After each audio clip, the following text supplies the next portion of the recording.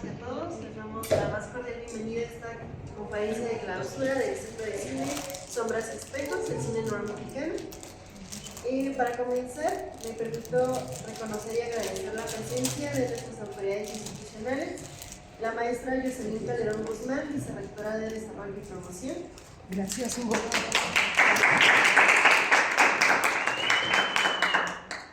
Marta Leticia Becerra Pérez, jefa de biblioteca.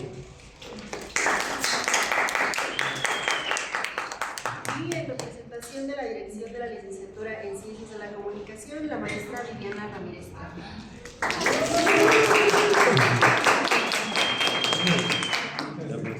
Durante estas semanas, la biblioteca tuvo el privilegio de compartir con su comunidad un recorrido por la riqueza estética, narrativa y social del cine noir mexicano. A través de las proyecciones, los cinedebates y las conferencias, exploramos cómo este género reflejó la complejidad de la ciudad, la ambigüedad moral de sus personajes y las tensiones de una época marcada por cambios profundos en nuestro país. Hoy tenemos el honor de cerrar este ciclo con la conferencia Noir y Tragedia a cargo del Dr. Hugo Leiva, de quien me permito leer la semblanza.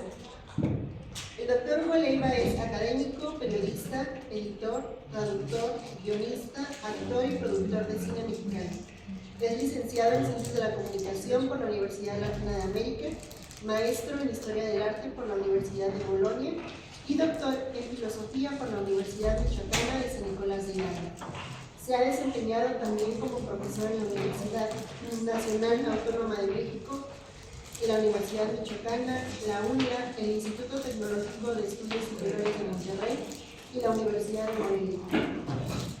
Ha integrado el Consejo Técnico del Programa de Coinversiones de la Secretaría de Cultura de Michoacán. Ha sido organizador del Panóptico, primer encuentro de crítica cinematográfica en Aguascalientes, y ha fungido como jurado y comité seleccionador de diversos festivales de cine, poesía, cultura y cartel. Al finalizar su intervención, abriremos un breve espacio para preguntas y comentarios. Sin más preámbulo, le cedo la palabra, doctor. Gracias, licenciada. Buenos días a todos nuevamente. No, creo que me escuchan bien allá. A ver, por Ricardo, ¿sí? En el extremo. Ok, creo que sí estamos ya de manera más íntima. Bueno, como pudieron ver en el cartel, pues esta charla, creo que es algo que podemos ver de manera un poco más informal, ¿no? No por ello menos serio, pero sí un poco más cómodos, algo así más cercano a lo cotidiano que esta idea de conferencia o ponencia, que luego pues, supone cierta verticalidad. Me gustaría platicar con ustedes acerca de dos conceptos, de dos variables, ¿no? Dos ideas que son precisamente las que tenemos aquí en pantalla, cine noir y tragedia. Así se estableció el nombre en el cartel, seguramente algunos de ustedes lo habrán visto.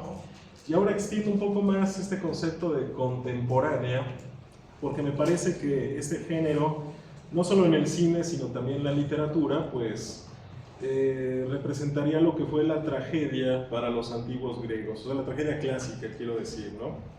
De los grandes, ¿no? Esquilos, Sófocles, Eurípides y su valencia en el mundo antiguo, en el mundo clásico. Creo que se pueden establecer ahí varios parangones, sobre todo obviamente a partir de la figura de Aristóteles, de quien hablaremos también ahorita.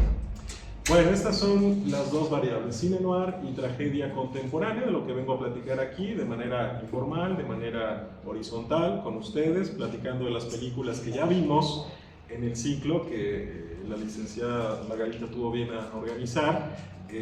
Son 3 películas que creo que los participantes aquí en su mayoría vieron, y si no, díganme. La primera fue Salón México, de Emilio el Indio Fernández, de 1949. A ver si vieron esta película, jóvenes. No, muchos. ¿Tú sí, no, Alan? ¿Viniste? La primera no vi. Ok. Bueno, la segunda fue La diosa arrodillada, de Roberto Gabaldón. ¿A esa sí viniste, Alan? Esa sí. Ok, de 1947, licenciada, ¿sí es? La diosa arrodillada. Y finalmente, la película Distinto Amanecer, de Julio Bracho, que se presentó de hecho pues, en la última sesión, ¿no? La que tuvimos este lunes. Y bueno, pues con estas 3 películas se plantea este programa, este festival, este ciclo de cine noir, que me gustó mucho el nombre, licenciada, Cine Noir y Espejos. Me parece que ahorita me gustaría también platicar ese concepto de espejo muy expresivo y significativo respecto a lo que es el género. Bueno, estas 3 películas nos servirán de ejemplo, pero bueno, yo quisiera sacar muchos otros más, ¿no? Porque, pues sí, Oscar, porque no sé si tú conozcas cine noir por tu cuenta, ya hayas visto algunas películas de este género. Solo vi por mi cuenta la que no... La que, no, en general, no solamente de este ciclo. ¿Vale? En general, no solamente de este ciclo. Nunca, o tal vez sí las hayas visto y no sepas cómo, o sea, que se le conoce como película noir. ¿Alguien me puede decir si conocen alguna, jóvenes, de los presentes? ¿Alguna película noir que les haya llamado la atención? No sé. Que sepan que se llama así, noir. Bueno, pues creo que debemos empezar por lo básico, ahorita platicar un poco de dónde viene este término. Bueno, pues vamos a ello. ¿Qué se entiende por cine noir? Bueno, aquí tengo algunas palabras clave: melodrama criminal, y cito una película que se llama Double Indemnity, de 1944, traducida, al menos en España, como Perdición. No sé si alguien, nadie la ha visto, si no me lo ha dicho en la anterior pregunta. Y bueno, pues tenemos otras palabras similares o conceptos similares como roman policier, francés, roman noir, thriller o incluso tragedia burguesa.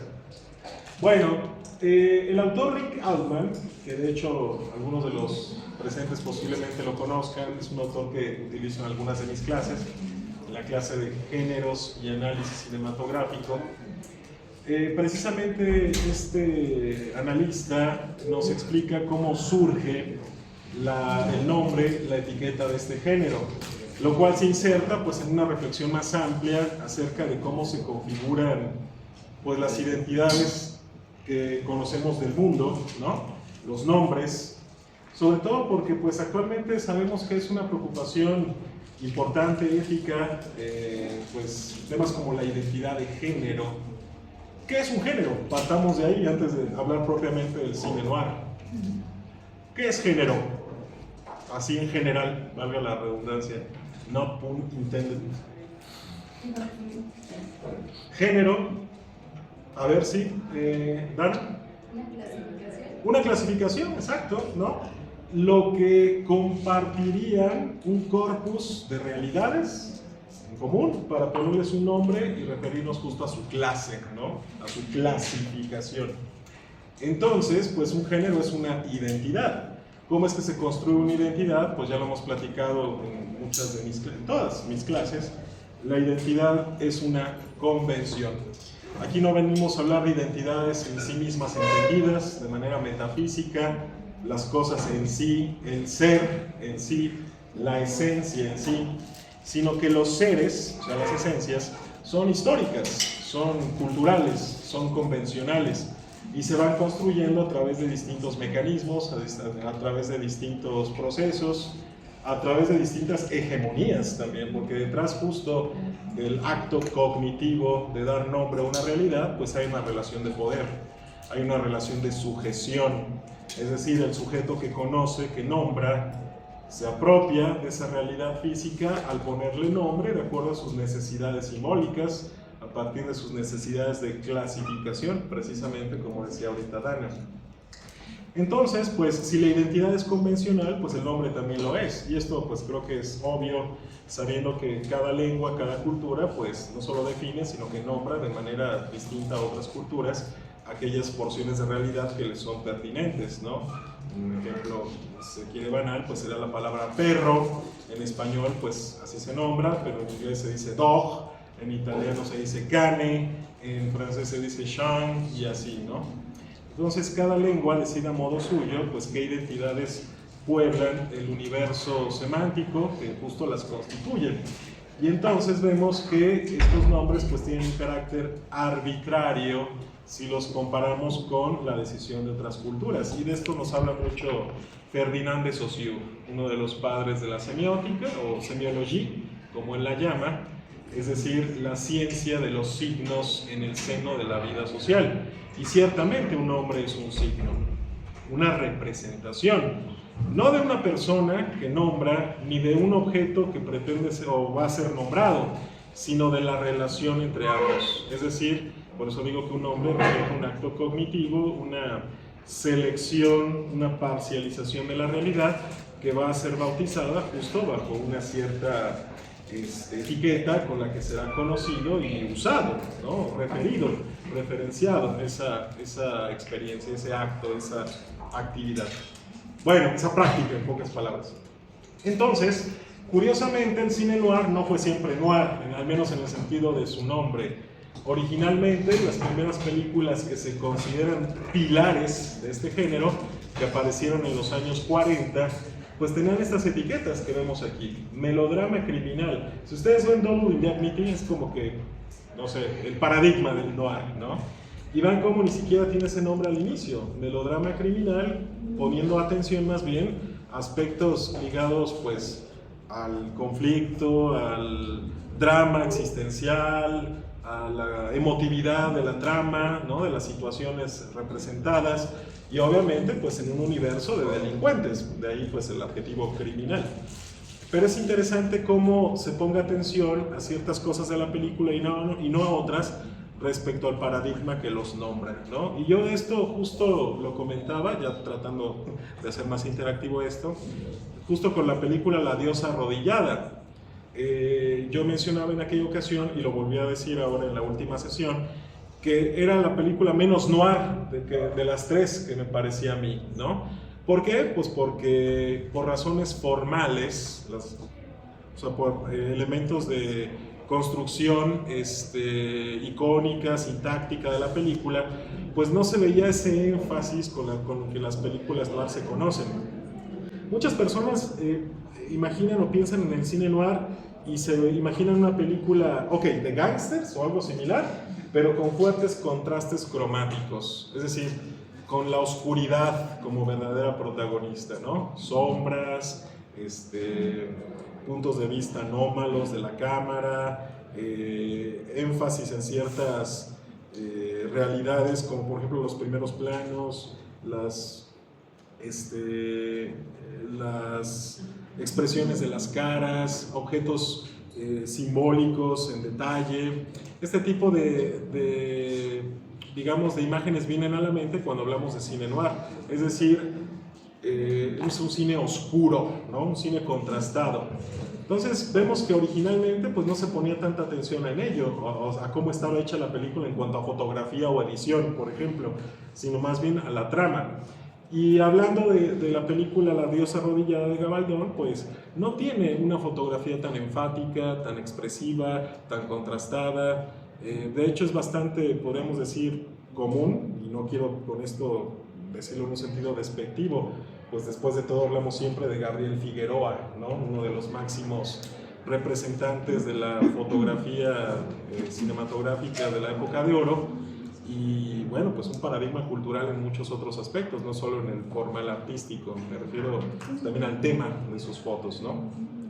Pero bueno, formalmente es una película que no hace pensar tanto en las características tradicionales del noir, como tal vez sí su trama. Sabemos que es una película que trata, bueno, pues de bueno, aquí sí la política de spoilers, no sé ahorita cómo actuarla. Creo que pocos han visto esta película aquí hoy presentes. Tú sí, Alan, esa escena a la que llegaste. También Samantha, me parece que estaba presente. Nadie más, ¿verdad? Bueno, no puedo... Ah, sí, claro, es Paola, ¿no? Ok, bueno, pues por respeto al gran público, ¿tú no la has visto, Jos? La diosa arrodillada, la buena de Roberto Gabaldón. Pero no es tan noir como otras, es aquí lo que trato de decir. Y bueno, obviamente esto es subjetivo, ¿eh? Alguien podrá decir, no, el verdadero noir, la esencia del noir, un crítico, un historiador, está en tal elemento narrativo, por ejemplo, el tema de las bajas pasiones, de la traición. De hecho, yo estaría totalmente de acuerdo con esta persona, pero también entendería a alguien que dijera que el noir es, pues, otra vez, ¿no? Contrastes y fotografía oscura y sombras, ¿no? Y también estaría de acuerdo con alguien que dijera, pues es una película, una historia que trata de gángsters, de espías, de detectives, de femme fatale, ¿no? Que son elementos pues, recurrentes en este tipo de etiqueta, como ya dije. Bueno, pues sea cual sea el criterio que se use, siempre hay una pertinencia al crítico, al intérprete, pues al clasificador de la obra. Y este paradigma del que lo hace, que en nuestras clases hemos llamado poética, ¿no, Dana? Esta poética, ¿te acordarás de cuál es su definición? Ay, no puede ser. Porque vamos a hablar ahorita también de poética, pero desde otro punto de vista con Aristóteles. ¿No? ¿Nadie recuerda la definición de poética, jóvenes? Ya la hemos dado muchas veces. ¿Sí, Dana? No con palabras exactas, pero la visión del mundo de un artista. Claro, la visión del mundo de un artista me gusta, el punto de vista artístico de un creador, ¿no? Su estilo, sus preocupaciones, sus inquietudes, sus temas recurrentes, ¿no? Lo que lo caracteriza y que te permite decir, ah, mira, esta es una película de Tim Burton, por ejemplo, ¿no? Paola. Podría ser como mitificar y romantizar la realidad cotidiana. Bueno, la poética como reflexión que nos lleva a la producción de una obra de arte, así viene definida en un sentido general, ciertamente tiene que ver con esta mitificación en muchos casos, pero no necesariamente, Paola. Más bien aquí de lo que se trata de enfatizar es que la poiesis, que es el término griego del que viene esta palabra, significa crear. Significa hacer en un sentido creativo, no hacer en un sentido repetitivo. Para eso está la palabra praxis, ¿no? Cosas del mundo, o sea, no sé, trabajar, comer, hacer cosas. Pero crear implica un poco la cuestión de la invención, pues, ¿no? Y es por eso que se liga más a lo que nosotros hoy llamamos arte, la creatividad propiamente dicha. Entonces, esta poética pues sería la base, la plataforma epistemológica, creativa, formal, ¿no? Todo aquello que confluye en la mente de un artista, alguien también puede decir en el corazón de un artista, para producir una obra de arte. Pero como ya hemos dicho en muchas ocasiones, el artista nunca ha tenido manos, en el sentido de que no es el artista, Paola, y esto nunca lo he platicado contigo, por eso hago énfasis, porque bien que mal, muchas o la mayor parte de las personas que ya estamos aquí, pues ya hemos discutido juntas estas cosas. La identidad de arte de una obra no le viene directamente de la poética del artista, sino de la poética de la cultura que está detrás del artista, de la cual el artista es agente, o sea, agente de alguien que hace, ¿no? Entonces, se podría decir que el artista es un representante de la cultura artística de su tiempo, es un medium de la cultura de su tiempo, es una, digamos, materialización concreta de los valores de un tiempo artísticos de una comunidad. Entonces, cuando un artista crea una obra, no solo la crea para él o para ella, sino para los otros, ¿no? Para los otros miembros de la comunidad que pueden apreciarla de cierta manera en la libertad que la misma cultura establece, pero siempre dentro del universo de valores que todos comparten, si es que existe el arte en esa cultura, porque esta precisión que estoy haciendo pues nos hace inferir que el arte no es universal como identidad. Hay culturas que no tienen arte o no han tenido arte, porque esto es más fácil de ver en el pasado. Actualmente el arte pues es bastante difundido, bastante global, pero si pensamos, no sé, en lo que llamamos arte hoy, y eso es justo lo que vemos en nuestra clase de arte y cultura, ¿no, Luisa? ¿Cómo es que el arte paleolítico es arte, pero arte para quién? Para los paleolíticos. ¿Perdón? ¿Por acá dijeron?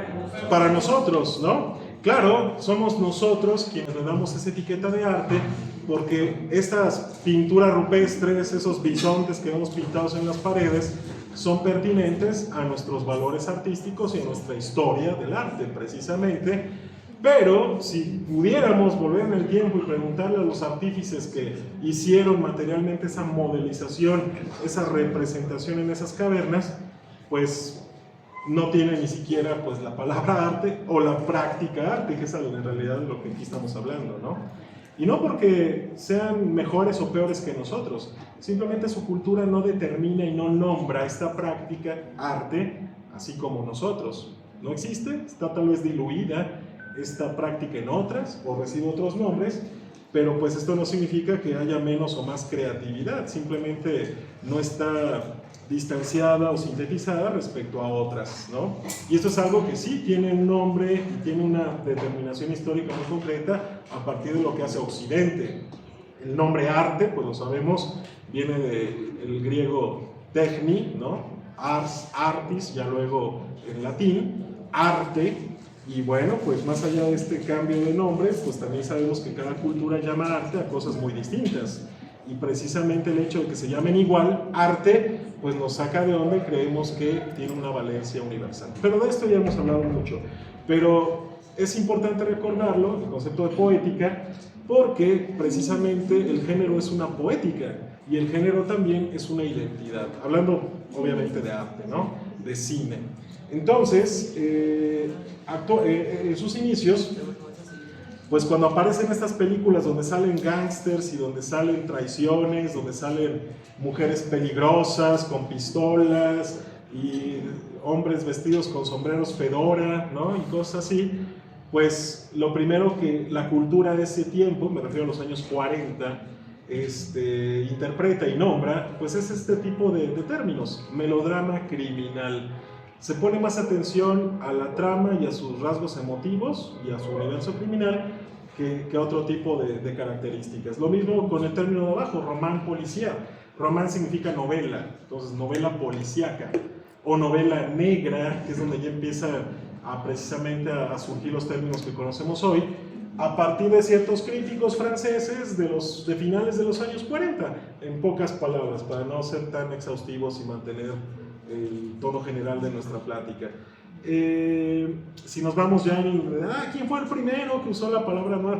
A veces esto no es tan viable o tan fácil de hacer, pero se puede a veces sí reconocer el origen de una palabra, y bueno, pues esto ya implica un tipo de trabajo más propio de un historiador, precisamente, ¿no?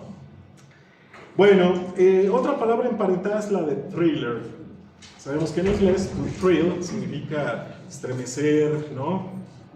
Apachurrar, apabullar, como generalmente nos sentimos pues en ese tipo de películas. ¿Qué diferencia habría entre lo que ahora llamamos un thriller y un noir?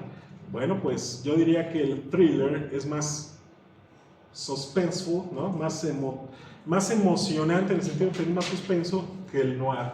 Pero a ver, esto es bastante subjetivo otra vez, ¿no?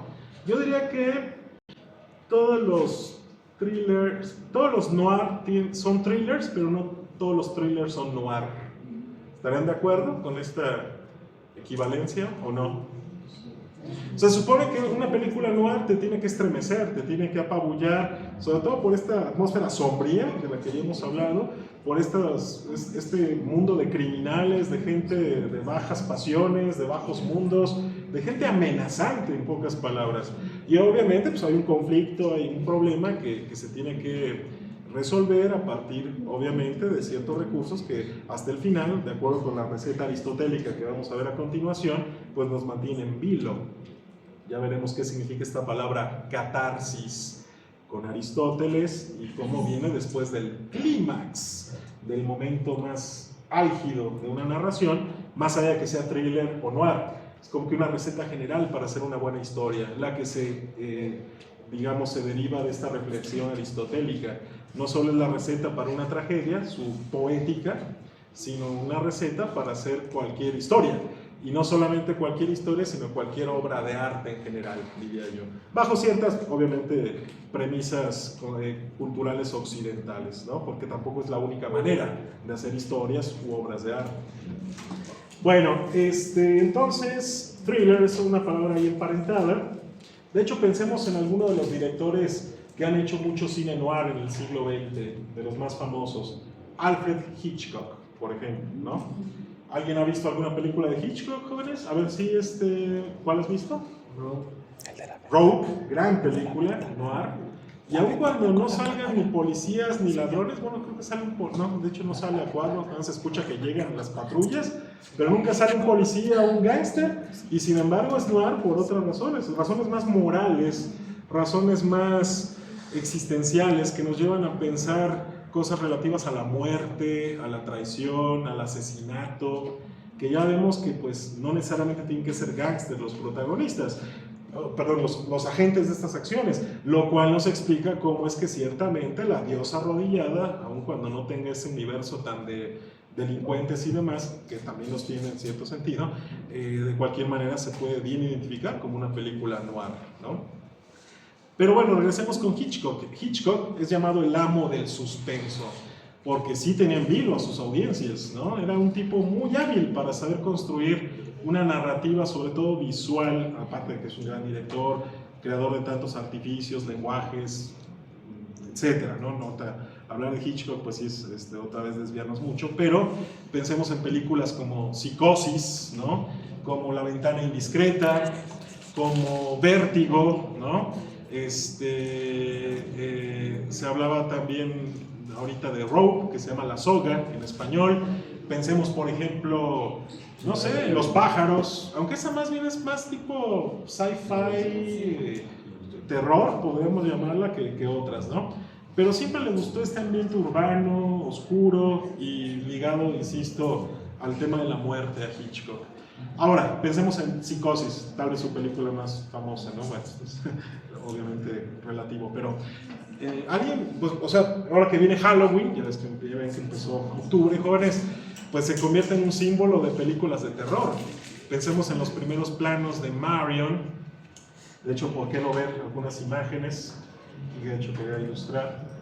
Psicosis, Hitchcock, Marion. Me encantan estos primeros planos de esta película. Si alguien la ha visto, la película comienza con una chica, una secretaria, una mujer, bueno, ella, Marion Crane se llama. De hecho, la actriz es Vivian Leigh, la mamá de Jamie Lee Curtis, que también es una famosa actriz, digamos, de los gritos, ¿no? Scream Queen, como le llaman. Ya ven que esta Jamie Lee Curtis sale en Halloween, ahora que ya viene justo en la época, nos dice Kilini. Y bueno, pues ella es su mamá. Y ella es una secretaria de un banco que se acaba de robar un dinero del banco. Y está huyendo, va camino a los brazos de su amante que vive en Arizona, o está en Arizona. Lo cual también ahí nos habla de una relación prohibida que tiene con él. No me acuerdo si está casado, me acuerdo que hay algo turbio también en su relación. Y bueno, pues acaba de robar el dinero, no porque ella sea una ladrona, vio la ocasión, se le hizo fácil, es joven, ¿no? Y así que pues se lleva el dinero. Y es algo bastante extraordinario para ella, y va de hecho muy preocupada manejando, insisto, para encontrarse con su amante, y ya ven que ya ha pasado el tiempo. Esta edición nos dice que ya hay una elipsis temporal, ¿no? O sea, empezó a manejar en la tarde y ya cayó la noche y sigue manejando. Hay otros momentos en los que se ve que está lloviendo, y mientras vemos que maneja, escuchamos en voz en over lo que está pensando, que es lo que ustedes pueden ir ahí viendo en los subtítulos, ¿no? ¿Qué van a decir cuando encuentren que falta dinero? Van a pensar tal y tal cosa, van a decir tal o hacer tal y tal cosa, y uno empieza como que a llenarse de ansiedad, porque ese es el punto. El miedo es ansiedad, jóvenes, y el estremecimiento del thriller pues es justo meternos esa ansiedad también a nosotros. Entonces pues estamos preocupados. Por un lado pues sabemos que es una delincuente, pues ya seguramente la van a empezar a buscar, pero por otro lado, de acuerdo a lo poco que vimos de su trabajo en el banco, que por algunas situaciones es bastante injusto para ella, podemos ver que pues algo hay dentro de sus acciones que también lo compartimos nosotros. Y es ahí donde me acerco a lo que la licenciada Margarita mencionaba respecto a la ambigüedad moral del cine noir.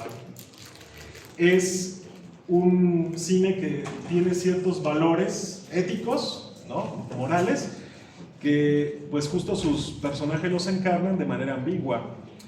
Hacen cosas malas, pero tienen algo de bueno en el fondo, que nos hace a veces justo compadecernos o tener empatía con ellos, y por un lado querer que triunfen, que les vaya bien, que no les pase algo malo en la historia, pero por otro lado sabemos que si les pasa algo malo es porque se lo merecen. Ahora tenemos otro género que no nos compete, que es el de la comedia. Bueno, entonces Esta película de Psicosis, pues vemos que tiene elementos de traición, de delito, ¿no? Robo al inicio, pero ya luego se va haciendo cada vez más turbia esta cosa, porque empiezan a darse asesinatos en condiciones bastante extrañas, y no quiero spoilear otra vez la película, pero también tiene elementos narrativos que son bastante sorprendentes para el tiempo. Ahorita ya tal vez no nos cause tanta sorpresa que el personaje o uno de los personajes más importantes de una serie lo maten en la segunda temporada, ¿no? Ya sabemos que ha habido casos muy, muy espectaculares de este tipo de decisiones de los guionistas. Pero esta película, a la mitad de la película, hace una cosa que realmente es poco común ver y que aún así nos mantiene en vilo hasta el final. No puedo ser más explícito, es por su bien, así condescendientemente, pero mejor véanla y si en algún otro momento lo queremos discutir, lo discutimos. Pero ciertamente no por nada lo llamaban el amo del suspenso, sabía construir buenas historias que nos mantienen en suspenso, hasta el final, y que bueno, pues ciertamente tienen al público en vilo. Y son thrillers, muchas de ellas conocidas más bien con ese nombre. Bueno, ahora, una de las películas también más importantes de estos pilares clásicos del cine noir es la película La mujer del espejo, también de los 40. Y de hecho la crítica de ese tiempo la llamó tragedia burguesa.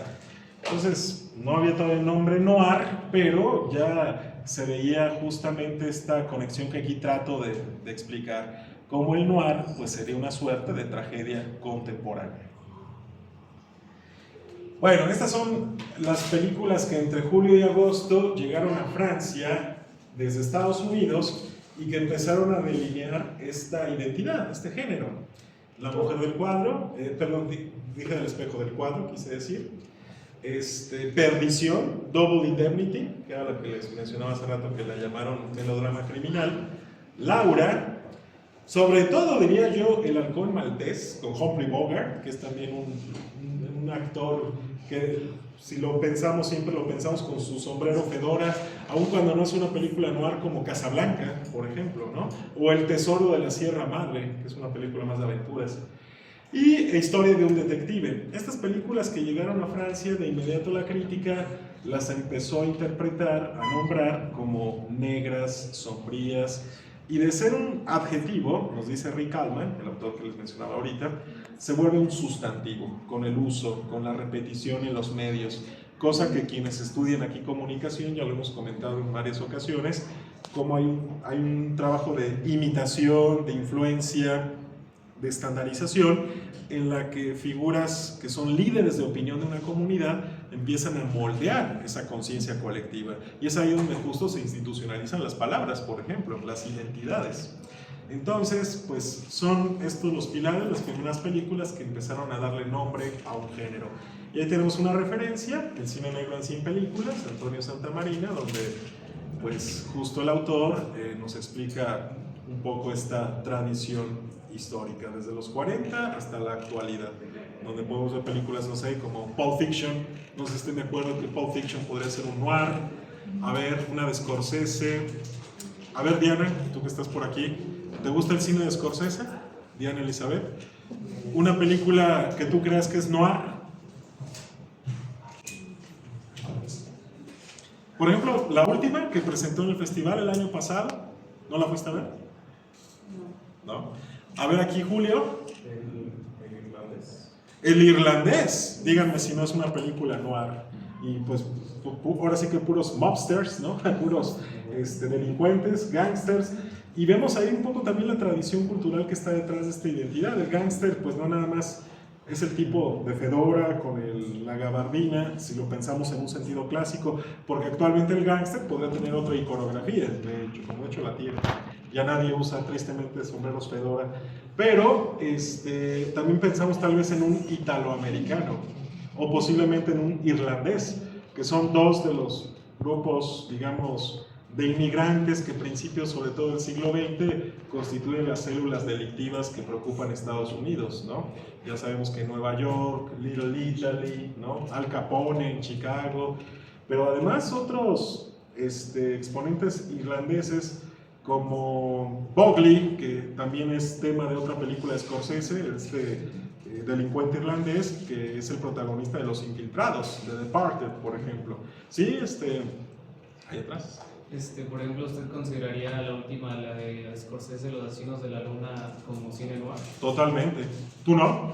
No, pues sí, o sea, nada más. No, sí, no, para discutir, no que te diga yo, ¿a poco tú no? No, o sea, vemos si estamos de acuerdo o no.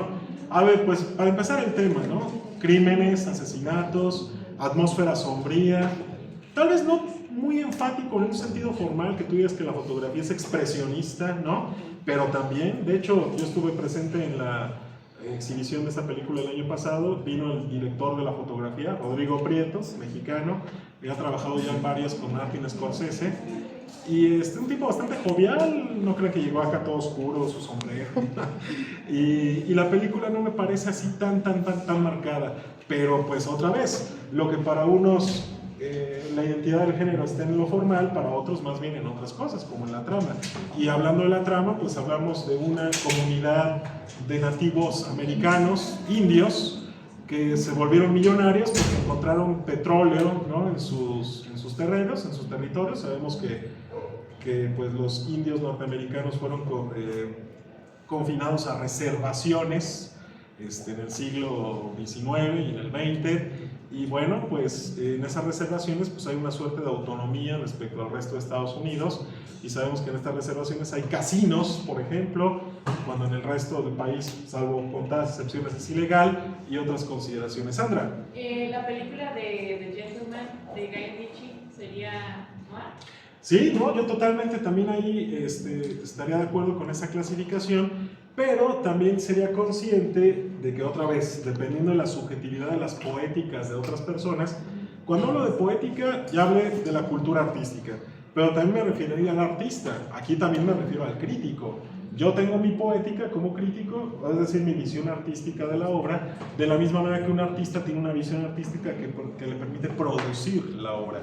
En ambas hay creatividad, tanto en el trabajo del crítico como en el del artista.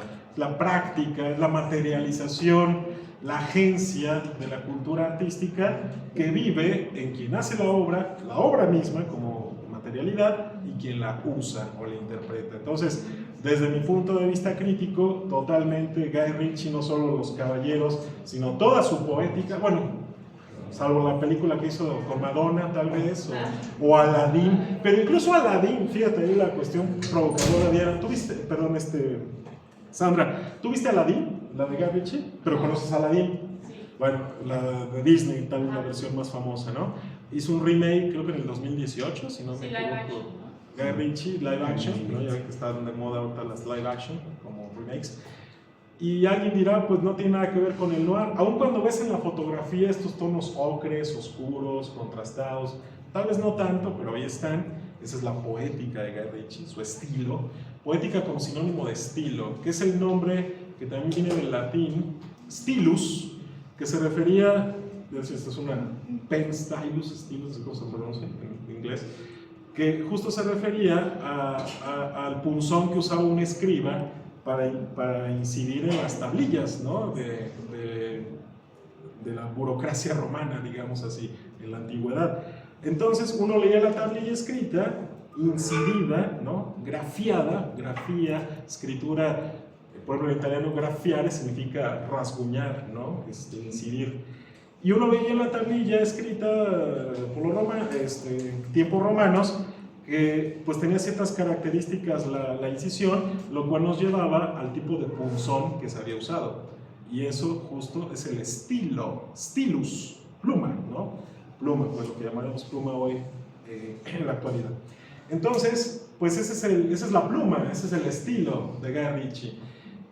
Pero sobre todo, no nada más estos universos como de delincuentes. Después de todo, Aladdin es un delincuente, ¿no? Es un rascal, es un chavo pobre que sobrevive como puede, se roba naranja por acá, un dátil por allá, se hace pasar por quien no es, tiene suerte y se encuentra una lámpara y aparece el genio y todo lo que pasa, y todos los problemas que luego se derivan, políticos, del reino, y su relación con Jasmine, ¿se llama? Jasmine. Y todo lo que vemos. O sea, uno le puede dar más énfasis a la cuestión de la aventura, a la cuestión de la comedia, a la cuestión del musical, como el caso tal vez de Disney, pero Guy Ritchie trata un poco también de darle énfasis a esta cuestión de que pues es un grupo de amigos de baja ralea, son unos pícaros en términos literarios, ya sabemos la picaresca, ¿no? Lazarillo de Tormes, Pito Pérez, ¿no? Son personas pues digamos de clases bajas, de clases desprotegidas que tratan de sobrevivir y roban y hacen cosas pues sí, malas o ilegales, pero sabemos que en el fondo pues son buenas personas, o al menos son personas de ánimo, de espíritu, que simplemente trata de salir adelante. Y creo que esta mezcla, que es a fin de cuentas una ambigüedad moral, ¿no?, está muy presente en las películas de Guy Ritchie. Y así como Aladdin, con todo esto quiero decir que tiene tintes noir, yo diría que también Los Caballeros del Rey Arturo, también de Guy Ritchie, no sé si lo has visto, Sandra, donde se repiten otras más de estas constantes, sobre todo lo del grupo de amigos que trata de sobrevivir en una jungla del más fuerte, ¿no? Que es también un tropo, una constante en el cine noir, entender a la ciudad como una jungla despiadada, ¿no?, donde va a triunfar solo el más fuerte. Bueno, entonces vemos que el noir, aun cuando no sea una película plenamente noir o cumpla así con muchas características, puede tener toques, ¿no?, tonos de noir, y puede haber incluso comedias, porque también Guy Ritchie tiene mucho el enfoque cómico, que tengan un toque de noir, o películas de aventuras con un toque de noir, películas de acción con un toque de noir, y así, ¿no? O sea, hibridación y mezcla con otros géneros. Justamente eso que mencionaste, ¿no?, de acción con noir, porque, bueno, todos aquí sabemos que te gusta mucho Batman y demás. ¿Tú crees que todas las adaptaciones de live action que han hecho de Batman sean noir? Pues, más bien, más bien te voltearé la pregunta, Mariano, y te preguntaré si hay alguna manifestación de cualquier tipo, no solo cinematográfica. Hablo de cómic, hablo de literatura, hablo de videojuegos, que no sea noir. O sea, un Batman que se escape más a esta determinación con la que surge.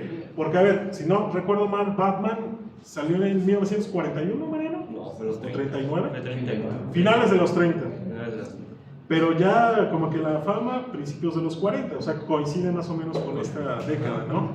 Y yo me acuerdo, yo tengo de hecho el primer, o sea, no un original, un facsímil del primer número de Batman, cuando se llama Detective Comics, ¿no? Ya luego será tan famoso que tendrá su propio cómic, ¿no? Pero la primera historia donde aparece Batman es una historia de unos gángsters que se quieren robar un banco y son detenidos por un tipo vestido de murciélago, ¿no? Y desde el inicio pues tiene ese enfoque, es una historia de oscuridad, de ambigüedad moral, pues Batman es un delincuente a fin de cuentas, mientras que Bruce Wayne pues es un paradigma de su comunidad. Vemos que toda Ciudad Gótica está lleno de freaks, incluido el propio Batman, ¿no? La única diferencia entre uno y los otros es esta línea moral que distingue, no sé, por decir un ejemplo concreto sería, puedo decir muchos, pero para bajarlo, aterrizarlo, el Acertijo. El Acertijo surge como personaje bueno, entre comillas, porque trata de, pues, luchar contra la corrupción de Ciudad Gótica, y para ello graba y chantajea a los políticos corruptos, pero ya luego vemos que, pues, se va por otra onda. Ven cómo la caída moral de los villanos está cuando anteponen su yo a la comunidad, su ego, sus intereses, que es un tema que trata la última película de Batman, la de Matt Reeves, ¿no?, la donde sale Robert Pattinson. Ven cómo al inicio, esta clásica frase, ¿no?, I am Batman, ¿no? ¿Y quién eres? Soy venganza, que es una dimensión particular, ególatra, podríamos decir, personal. Y al final de la película, sin querer spoiler, pero bueno, el mito de Batman todos lo conocemos, pues cambia esa venganza por la justicia. Y vemos esta imagen, este plano donde va Batman con una antorcha que te recuerda, no sé, La libertad yendo al pueblo, ¿no? De la Croix, que va pasando ahí entre los escombros, guiando a otras personas, salvándolos, ¿no? Del atentado que causó tantas víctimas. Y es ahí donde vemos pues ya justo el carácter redentor de Batman, porque es también otro tema del noir, la redención, la búsqueda, a tratar de evadirnos de un pasado que nos asfixia, ese pasado que se metaforiza muchas veces con la oscuridad, otra vez, ¿no? Esta oscuridad, este pasado, esta ruptura que hubo en la historia, no sé, de un detective o de un policía o de estos personajes recurrentes, donde ese suceso del pasado marcó al personaje y trata de encontrar una redención pues en el mundo en el que vive. Si fue un policía corrupto, trata, no sé, de salvar a una prostituta, una niña, cosas así, ¿no? En las películas. Entonces, la redención de Batman es justo en hacer trascender de la venganza hacia la justicia. O sea, ya no nada más buscar el bien mío, sino el de todos. Aun cuando esto signifique torcer un poco la ley, porque es un delincuente después de todo. ¿Sí, Paola? Pues también esos principios morales, porque no más. Exacto, es ahí donde está la barrera final. Y ahí es donde vemos que todos los demás malos, aun cuando hayan partido con buenas intenciones, después de todo, el infierno está lleno de buenas intenciones, jóvenes, pues vemos que se volvieron villanos sobre todo por eso, porque se volvieron asesinos y cada vez más estrafalarios y despiadados. Otra vez pensemos en el Acertijo, ¿no? O en el Pingüino, en Joker. Fíjate, el Joker yo sí lo extraería un poco más ahí, Vivi, porque lo veo como algo más allá de un simple asesino, de un simple delincuente. Más bien el Joker tendría como que esta valencia más metafísica, más trascendente de ser la encarnación del mal, del caos, ¿no? Porque, a ver, el Pingüino y todos los demás tratan pues de ganar dinero, ¿no? Tener poder. En cambio, el Joker va mucho más allá. Quiere ver el mundo arder, como dice Christopher Nolan, ¿no? En su propia versión.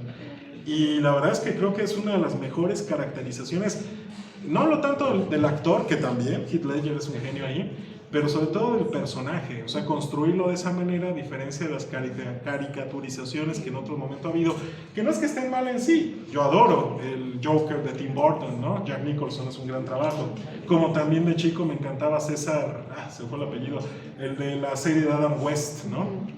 De los 60. César Romero, gracias. Cada uno tiene su encanto y rara vez veo algo de Batman que no me gusta, porque soy un gran fan, ¿no? Pero ciertamente de Nolan creo que la caracterización del personaje es una de sus grandes fortalezas. Además de darle un toque de realismo, más noir, o sea, concreto, contemporáneo, precisamente a su declinación de Batman. A diferencia de un tono más caricaturesco e infantil, en el caso de la poética de Tim Burton. Recuerden la escena, por ejemplo, cuando están el Guasón y otros en la mesa, en una especie de reunión de gángsters, y el Guasón electrocuta a un gángster con un artilugio que tiene en la mano y lo vuelve un esqueleto. Obviamente, pues aquí se requiere suspension of disbelief, ¿no? Para estar todavía en la diégesis, en el mundo representado, pero lo aceptamos de buen grado porque, bueno, yo que la vi en su tiempo, en todo momento sabemos que pues, estamos viendo una película de niños, siendo Batman pues, un personaje infantil. Pero vean qué gran diferencia de interpretación, de poética, ¿no? La versión de Tim Burton, por muy darky que lo queramos, sigue siendo bastante infantil, bueno, hasta cierto punto, mientras que pues, Nolan sí se va de plano un ultra realismo que es creo que lo que lo hace tan memorable, ¿no? Ahora Matt Reeves creo que más que realismo se vuelve manierismo, por este énfasis barroco, que un poco recupera estos valores, insisto, del énfasis expresivo formal de las películas tradicionales del noir, donde la fotografía, donde los artificios ahí de la dirección, o sea, encuadres chuecos, puntos de vista anómalos, edición que salta en el tiempo, haciendo analepsis, elipsis de manera media rara. O sea, siempre sea, bueno, el buen noir, al menos tradicional clásico, que la crítica alababa, y sigue alabándoselo, sobre todo desde el inicio, es aquel que precisamente trasciende del melodrama y de la telenovela de delincuentes a ser justo, pues, un tratado, una manifestación más expresiva y más creativa, más personal de quien precisamente hace la obra, ¿no? Así que, pues bueno, por eso es que para muchas personas el noir pues sería el noir de los 40, de los 50. Yo tuve esta discusión con un crítico, no me acuerdo quién era, en uno de los festivales de cine. Terminó la película, creo que era que escribió en Reforma, perdón, se me fue el nombre. Pero también, bueno, en esa ocasión que dije, estábamos discutiendo la película y yo le pregunté, ¿usted cree que la especificidad del noir está en sus recursos formales, en su fotografía? Y me dijo que sí. Bueno, pues para mí no, para mí está más bien en el tipo de conceptos de la trama, básicamente en dos conceptos: bajas pasiones y traición. Ese sería como que para mí lo que más le da la esencialidad. Pero bueno, para este otro crítico no. Y me acuerdo que en otra ocasión, es que les gusta mucho el noir en el Festival de Cine de Morelia, Siempre ponen ahí una serie de películas, y generalmente también mexicanas o que tienen que ver con México. De hecho, el programa creo que se llama México Imaginario. Ya ven que el Festival de Cine va a empezar en un par de semanas. Ojalá que puedan asistir, que vayan a la sala 5, Quentin Tarantino, que además es gratis, ¿no? Ahí generalmente ponen las películas clásicas, viejitas, y generalmente pues hay siempre un programa anual y que está relacionado con México. Me acuerdo que una vez trajeron a Eddie Muller, al menos lo presentaron en esa ocasión como el mayor especialista en cine noir en el mundo. Y sí, tiene su página web y todo, pero también he visto que tiene sus detractores.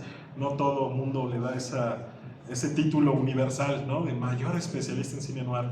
Y también me quedé platicando después de que nos presentó lo que para él es la película noir por antonomasia, que se llama Le Retour à la Razón. No, perdón, hablo de una película de Man Ray, disculpen. Se llama Out of the Past, ya en la versión inglesa. Es decir, atrapado por su pasado, fuera de su pasado. Es una película de 1947, que pues justo ahí tiene también todos los paradigmas: el detective desencantado que necesita una redención, que escapa de su pasado, que conoce una chica que puede ser su forma de redención, pero también conoce otra chica que es una femme fatale, que como una sirena lo va a traer a la perdición, ¿no? Todo esto está presente en esta película, Out of the Past. Y al final con él pues nos estuvimos platicando con este papel que tenían a veces las femme fatale para ser, otra vez, ¿no?, agentes de la perdición, pero también agentes de la redención. Un tema, si se quiere, bastante occidental cristiano, ¿no? La edad de la mujer como Virgen María o como María Magdalena o Eva, ¿no? O sea, camino hacia el cielo o camino hacia el infierno, pero siempre con esta idea funcional femenina. Bueno, vamos adelante porque si no, sí me clavo demasiado en las cosas y quiero que también, pues, así como hubo esta intervención de Batman, si hay alguna pregunta, o de Guy Ritchie, o de cualquier cosa, me detengan. A ver, hablemos un poco más de Aristóteles y de la tragedia, ya que hablamos ya ahorita, introdujimos más el concepto de cine noir. Vamos con la otra variable. ¿Qué es la tragedia? Bueno, pues es una situación desdichada, cerrada y con un desenlace inexorable. A ver, Ana Sibi, ¿qué significa inexorable?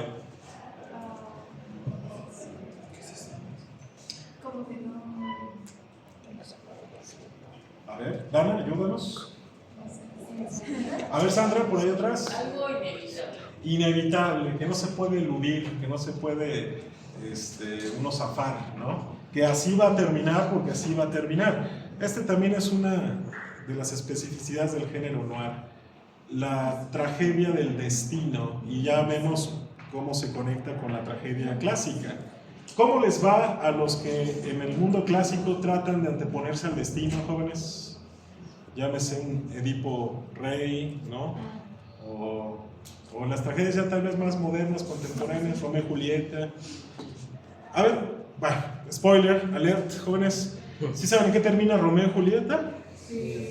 Sí, no quiero, insisto, ser spoileante, pero fíjense, para mí no es criterio que valga decir, ya está muy vieja la historia, ya la puedo spoilear. Pues, ¿eso qué? O sea, uno puede tener 2000 años y uno no la conoce, ¿no? Y me la vas a arruinar por eso.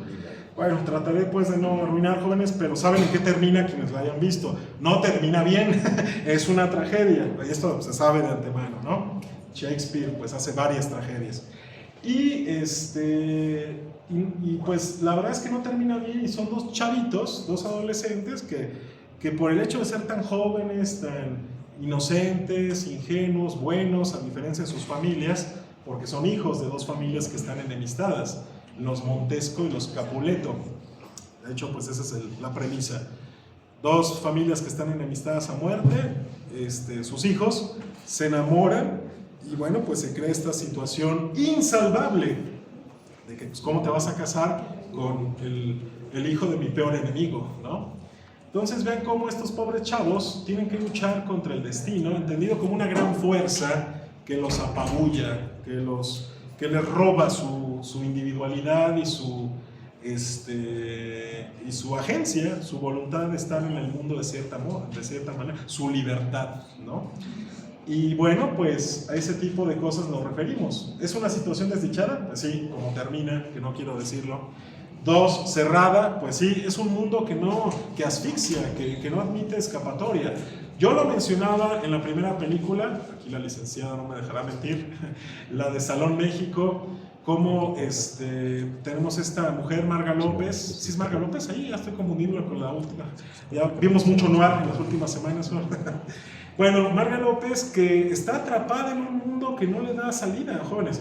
Por un lado, pues tiene este tipo, ¿cómo se llama? ¿Víctor? No, Paco, que la manipula, que se aprovecha de ella, que pues, incluso hasta por su culpa la arrestan, ¿no? Cae la policía ahí en su departamento sin deberla ni temerla. Y por otro lado, la figura de Lupe, que es un policía honrado, honesto, trabajador, ahí humilde, ¿no? Y uno dirá, pues bueno, no te quedes con Paco, quédate con Lupe, ¿no? Él sí te quiere, hasta le declara matrimonio y todo. Pero a ver, ¿por qué ella solamente debería tener esas dos opciones? O sea, de irse con Paco, de irse con Lupe. O sea, ¿qué tal estar sola, no? O sea, ¿por qué quedarse con uno de estos dos polos? Que también nos habla un poco también de la visión de la mujer, ¿no? En ese tiempo. Ya platicábamos con Paola también algunas de estas cosas, con la última, con la de Distinto Amanecer, que también es la misma cosa, atrapada entre Ignacio, que era el escritor Pelele, y el otro, arribista político, Pedro Armendáriz, que sería bueno, pues, ¿no? No, pero pues está entre esos dos polos y no puede escapar de esa dualidad. Y eso, pues, es una forma también de peso del destino, de esta situación desdichada que nos lleva a un desenlace inexorable. Bueno, a ver, ya para entrar más a la definición del propio Aristóteles, que pues en su libro Poética, escrito en el siglo IV a.C., nos pone las bases de lo que no solo es, sino debe de ser una buena tragedia, de acuerdo con él, pues, ¿no? Y él la llama mímesis de acciones elevadas, y todavía más elaborado en el párrafo de abajo que traté de extrapolarlo más literalmente, aunque sin citarlo propiamente textual. Reproducción imitativa de acciones esforzadas, perfectas, grandiosas en deleitoso lenguaje, que determina entre conmiseración y terror el término medio en el que los efectos adquieren estado de pureza. Aquí hay varias cosas que hay que deshebrar, jóvenes. Para empezar, la palabra mímesis. ¿Qué habíamos quedado que era mímesis? Sam, a ver. ¿Nos acuerda, Paola?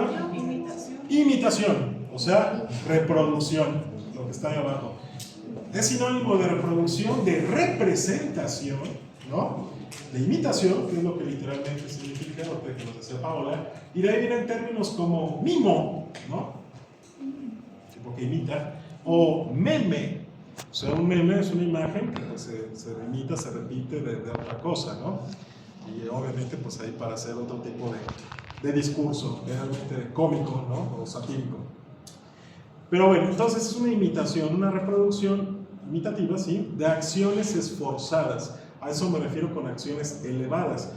La tragedia es también una categoría estética. O sea, es trágico esto que me pasó, por ejemplo, ¿no? Pero está emparentada esta categoría estética, entendida de esta manera, con otra, que es lo sublime, sublimidad, que en latín sublevare significa elevar, precisamente. Y es ahí donde está otro de sus rasgos esenciales, que hay algo en la tragedia, en la historia, un cúmulo de acciones que nos llevan precisamente a una elevación moral del protagonista. Aun cuando sea un delincuente, aun cuando sea un gángster, tenga toda la imperfección que quiera, persigue algo elevado, algo que precisamente si lo consigue lo sublimará, lo redimirá, ¿no?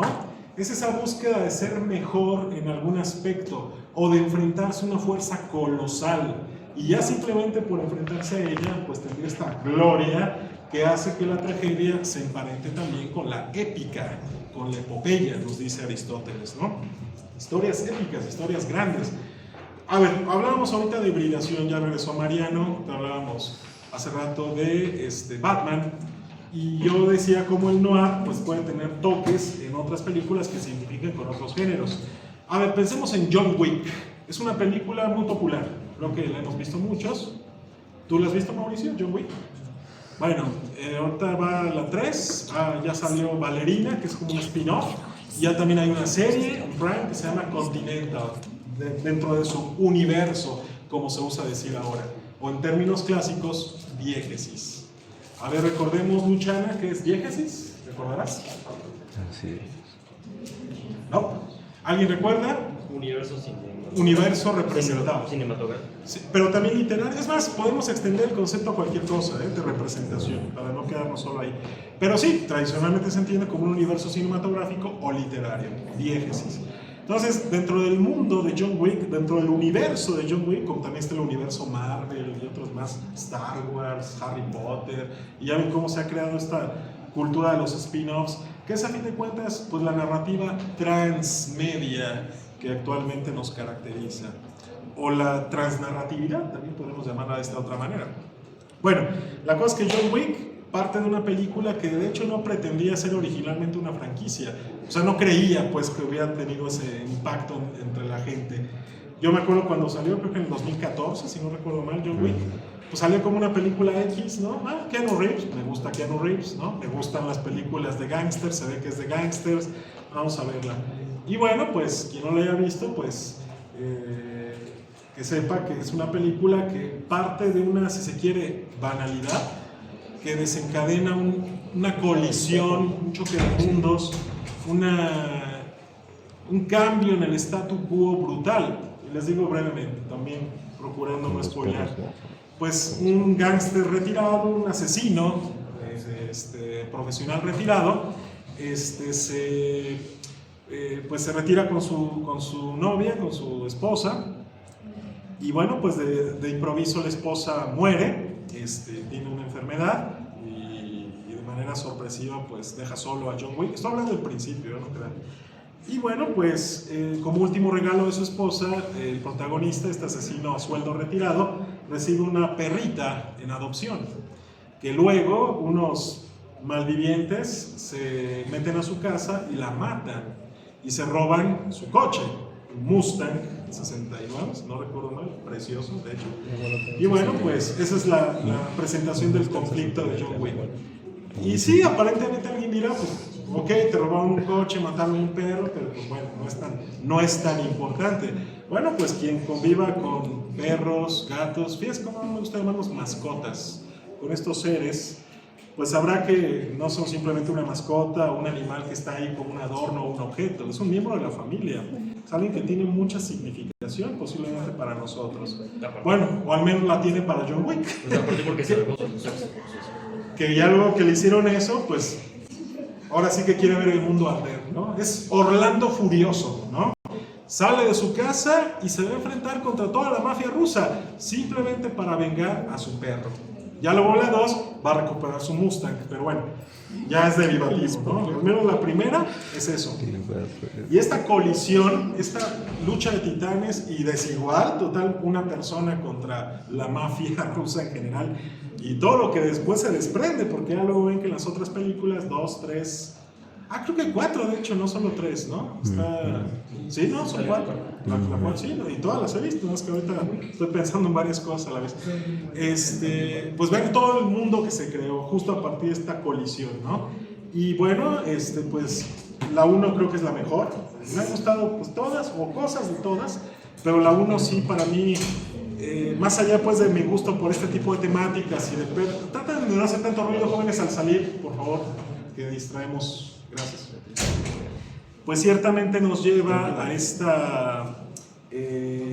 pues no, a mí lo que me gusta de esta historia es cómo a partir de algo que puede resultar tan banal, puede surgir toda esta parafernalia, ¿no? Es como algo, como presenciar algo extraordinario, algo que se sale precisamente de lo que ya creemos conocer. Bueno, voy continuando con la definición, o sea, interpretándolo más en profundidad. Acciones esforzadas. ¿Será esforzada la idea de John Wick aquí? Pues sí, o sea, ya el hecho de enfrentarse en términos desiguales con una fuerza enorme, pues ya es algo elevado. Ahora, si luego vemos que mataron a su perrita, todavía más elevado, ¿no? Y si ya luego vemos que los scumbags con los que se está enfrentando merecen morir, en términos de lo que la axiología de la película propone, pues todavía más elevado. Le está haciendo un favor, ¿no?, a la ciudad. Entonces, esforzadas, perfectas, grandiosas, épicas, en deleitoso lenguaje. Vean cómo aquí Aristóteles nos habla pues, del lenguaje entendido como pues, lengua natural, entendido lengua en la literatura o en el teatro, en la tragedia. Y obviamente con todas las partes que ésta tiene que forman parte de ese lenguaje. Ahorita espero que tenga tiempo para hablar un poco pues, de los personajes, el uso de los términos lingüísticos, de la música y el espectáculo, ¿no?, que serán algo así como aderezadores de lo que para él en la tragedia es más importante, que es la fábula, es decir, la historia. Antes que los personajes son importantes los efectos especiales, la escenografía, las locaciones, pero lo más importante de todo es la trama, o sea, lo que pasa. Por eso es que es mímesis de acciones elevadas, es la tragedia.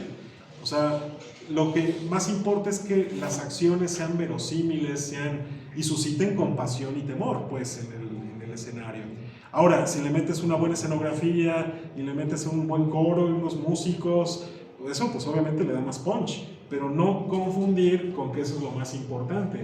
Y alguien aquí podría decir, mira, esa es una lección para Hollywood, ¿no? A veces películas que son pura parafernalia, tiroteos, fórmulas repetidas, de aquello que se supone debería ser impresionante porque algún día fue extraordinario, pero ahora ya no lo es, ¿no? Porque está en todas, pues precisamente ahí está a lo que se refiere a Aristóteles. Entonces, no pasarse la mano con las especias, lo importante es la carne, ¿no? Eso es lo que dice justo con esto, con el deleitoso lenguaje, que determina entre conmiseración y terror. Ya hablé de estas dos palabras, que es lo que nos lleva a la catarsis. A ver, son tres cosas que debo tratar de explicar a la vez, ¿no? Trataré justo de llevar una lógica en ello. Entonces, a ver, la última, catarsis. ¿Qué es catarsis? Bueno, pues en griego significa purificación. ¿Cómo que purificación? Bueno, a diferencia de Platón, Aristóteles ve en la mímesis un camino para llegar a la verdad, para llegar a la contemplación de las ideas, de lo que verdaderamente importa, ¿no? Como lo entiende Platón. Ya ven que Platón habla pues, de un mundo físico que ni existe, es pura mímesis de lo que realmente existe, que está en el hiperuranio.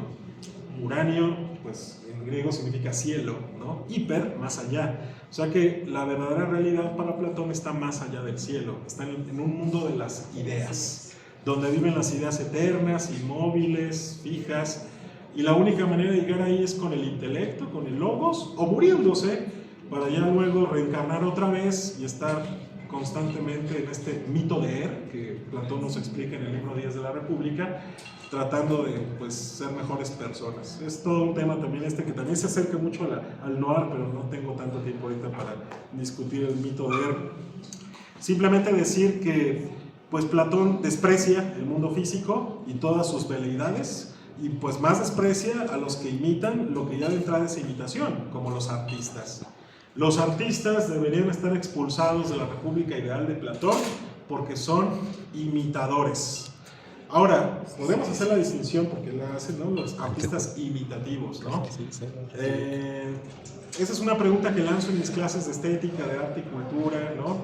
El arte conceptual, que es el que rifa actualmente, ¿será arte imitativo o no? O segunda pregunta, ¿le gustaría o no a Platón? ¿Ustedes qué dicen? No sé, piensen en arte conceptual tipo Mauricio Catelán, el plátano pegado a la pared, se llama Comedia en esa obra. O piensen en la caja de zapatos vacía de Gabriel Orozco, ¿no? O piensen en un ready-made de Duchamp, que es el padre de todas estas operaciones. ¿Qué diría Platón de este tipo de arte? ¿También lo expulsaría de la República Ideal? Yo diría que no. O sea, puede interpretar de varias maneras. Paula. Yo creo que no, porque es una manifestación de las ideas, Así es. precisamente, no una imitación más, Así solo es. el concepto. Exacto. Ya el hecho de hacer la obra bonita, que ponerle en perspectiva. Vean cómo aquí está la base de todo el arte clásico griego y del Renacimiento. La mímesis, o sea, hacer las cosas como se ven, el escorzo, la perspectiva, y ya luego, pues obviamente, el auge o el despliegue de técnica, que es lo que muchas veces valoramos como artístico, ¿no? El deleitoso lenguaje, por ejemplo, aquí. Mira, ese pintor pinta las cosas como se ven, o mira qué sapiente uso del color, o mira la expresividad de las líneas, o bla, bla, bla. Bueno, pues pura imitación, diría Platón. En cambio, si ves una caja de zapatos, no estás tratando de imitar. De hecho, la caja de zapatos se saca de su contexto y se devuelve otra cosa gracias a la idea que la materializa. Ese es un concepto que se llama métexis, la participación de la idea en la cosa física, que le daría esa sublimidad. Yo creo que a Platón, bueno, ahora sí creo, obviamente, le gustaría el arte conceptual, pero también alguien podría decir, bueno, podrás hacer arte conceptual lo que quieras, pero comienza también con un anclaje físico. Sigue siendo una caja de zapatos, sigue siendo un plátano, sobre todo va a haber que ver estas cuestiones satíricas, y a Catelán le gustaría a Platón, al revés, perdón. Yo diría que sí, pero bueno, uno nunca sabe, pero lo pongo ahí sobre la mesa para la reflexión suya. Bueno, la cosa es que la mímesis es horrible para Platón y la quiere desterrar de su sociedad ideal. ¿Y qué viene diciendo ahora su alumno, Aristóteles? ¿No? Pues que la mímesis no es tan mala después de todo. Es más, es un camino a la verdad, a las ideas estas verdaderas de Platón. ¿Por qué? Porque precisamente nos permite la catarsis. La mímesis bien hecha, como una tragedia, pero estas consideraciones las podemos extender a cualquier obra de arte, musical o de cualquier otro tipo. Pues no puedo hablar ahorita de todo el universo, no todo la tragedia, pero precisamente esta mímesis que nos lleva a sacar de nuestro sistema el exceso de pasiones, eso es la purificación, lo que significa catarsis, gracias a la compasión y el temor. Phobos y Eleos en griego, de ahí viene fobia, ¿no? Fobia. Y Eleos, pues de ahí viene también esta idea de empatía, ¿no? De compasión, conmiseración, como dice ahí. Si se fijan, son como dos polos, lo que amo y lo que odio, o lo que temo, mejor dicho. Y cómo gracias a esta sabia combinación que en la tragedia se da de estos dos agentes, se llegaría a una depuración, que es justo a lo que se refiere a Aristóteles, el término medio en el que los efectos adquieren estado de pureza. Este equilibrio, esta ecuanimidad, esta ataraxia, podríamos decir, que nos permite tener ya el camino despejado para reflexionar y decir, mira John Wick, perdió a su perrita y a su esposa, pero al final, después de luchar contra todo el universo, queda esto, digo, para no spoilear pues, ¿no? Porque eso es un poco el sentido también de Aristóteles, como que dejar una enseñanza, que tiene ese carácter didáctico el arte para los griegos y en general, ¿no? Pero sobre todo para Aristóteles aquí, de que después del clímax, donde el conflicto que la historia te está proponiendo, por ejemplo, John Wick que tiene que vengar a su perrita y recuperar su coche, bueno, al menos la primera, porque la otra es la segunda película, vengar a su perrita, bueno, ¿lo consigue? Sí, llega un punto en el que pasa ya esa cuestión de la venganza, pero ahí no termina la película. Y si se fijan, cualquier película no termina con el clímax, termina con la catarsis. Es decir, puede ser que están muy cerquita, una de otra, generalmente es así, el clímax y ya luego viene la catarsis, en el sentido de que la catarsis es esa escena o ese plano o ese diálogo en el cual como que se reflexiona en torno a lo que pasó. mira el papel del amor, cómo todo lo puede, y es gracias a ello que pues están dando un beso aquí los protagonistas. El caballero que rescata a la princesa del mago maloso, mata al mago, y en ese momento besa a la princesa, corte, y ya se están casando. Pues ese plano donde está el matrimonio es la catarsis, porque después de la depuración de logrará rescatarla o no, se llega al punto en el que se rescata, pero ya luego se ve la consecuencia de ello, que es edificante, que nos manda un mensaje, pues nos hace ser mejores personas. De ahí el carácter reivindicador que le da Aristóteles a la tragedia, a diferencia de su maestro Platón, que sí la ve como el mal absoluto, ¿no? O sea, Platón ve a la tragedia como una telenovela que nos distrae de las cosas que verdaderamente importan. Aristóteles ve a la tragedia, como una telenovela que enfatiza estos rasgos estéticos, pero con un objetivo noble, que es justo el de hacernos reflexionar, precisamente.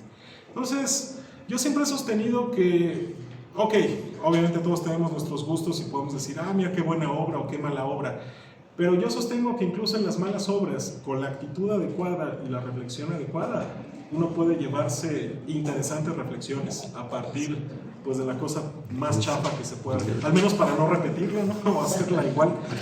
Pero bueno, vamos adelante. Una de las cosas que nos dice... Sí, por ¿Puedo favor. preguntarte algo, Por Hugo? favor. Ahora, Gracias. es que justamente me quedé pensando en el concepto de la tragedia y cómo lo estás relacionando con el mismo género de la narrativa negra, sí. digamos, ¿no? En estas distinciones que has mencionado entre Platón y Aristóteles, pienso, y siempre me pasma el pensamiento griego, porque pienso que en esta forma, por lo menos temporalmente incipiente del desarrollo de una civilización, como alguien pudo llegar a tales conclusiones, simplemente cuáles eran los estímulos. Podríamos decir que hoy todo está hecho y rehecho, ¿no? Pero esas primeras ideas a las cuales nos seguimos anclando me parecen sorprendentes, que alguien haya llegado a esas conclusiones.